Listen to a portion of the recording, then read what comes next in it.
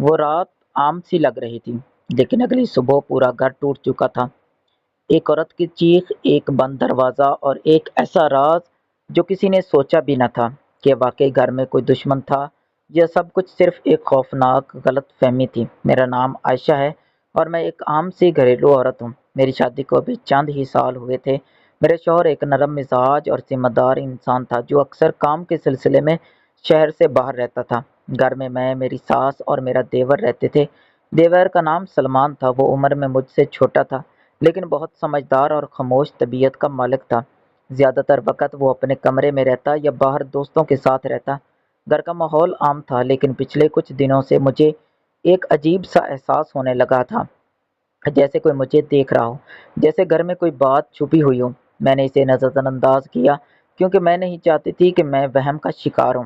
اس رات بارش ہو رہی تھی، بجلی بھی بار بار جا رہی تھی۔ گھر میں ایک عجیب سی خاموشی تھی۔ میری ساس پہلے ہی سو چکی تھی اور میں بھی تھکی ہوئی ہونے کی وجہ سے جلدی سو گئی، لیکن رات کے کسی پہر مجھے ایسے لگا جیسے کہ میرے کمرے کا دروازہ آہستہ سے کھلا ہو۔ میں نے آنکھیں کھولی تو کمرہ اندھیرے میں ڈوبا ہوا تھا، صرف کھڑکی سے بارش کی ہلکی روشنی آ رہی تھی۔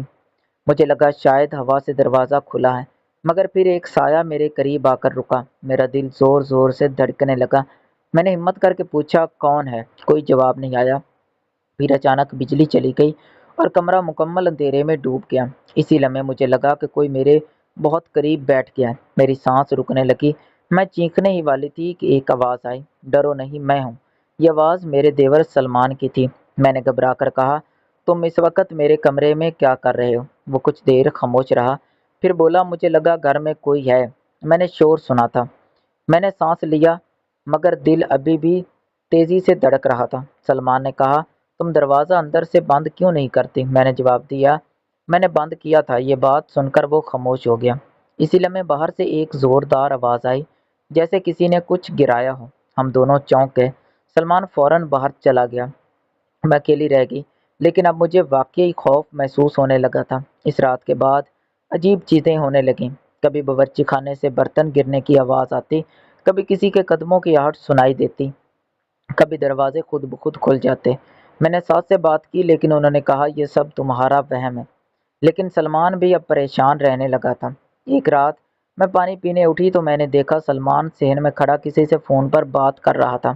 اس کی آواز بہت گھبرائی ہوئی تھی۔ ہاں، میں نے اسے دیکھ لیا ہے، کوئی گھر میں ضرور آتا ہے۔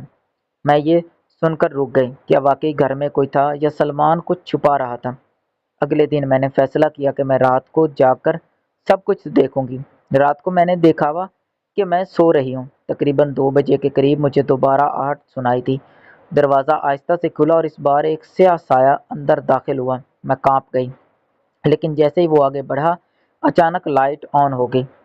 سامنے سلمان کھڑا تھا، لیکن اس کے ہاتھ میں ایک کیمرہ تھا اور ساتھ ہی پولیس کا ایک شخص بھی کیمرے میں داخل ہوا۔ میں حیران رہ گئی۔ پولیس نے کہا، یہ گھر کافی دنوں سے نشانہ بنا ہوا تھا۔ باہر سے کوئی چور گروہ رات کو گھسنے کی کوشش کر رہا تھا۔ سلمان نے بتایا، میں نے تمہیں نہیں بتایا تھا کیونکہ میں نہیں چاہتا تھا کہ تم ڈرو۔ میں رات کو جاگ کر پہرا دیتا تھا۔ وہ تمام آوازیں، سائے اور خوف کسی ایک شخص کی چالاکی تھی جو گھر کی نگرانی کر رہا تھا تاکہ موقع ملے، اور سلمان نے خاموشی سے پورا پلان بنایا تاکہ وہ مجرم پکڑے جا سکیں۔ مجھے اپنے دیور پر غلط شک ہوا تھا۔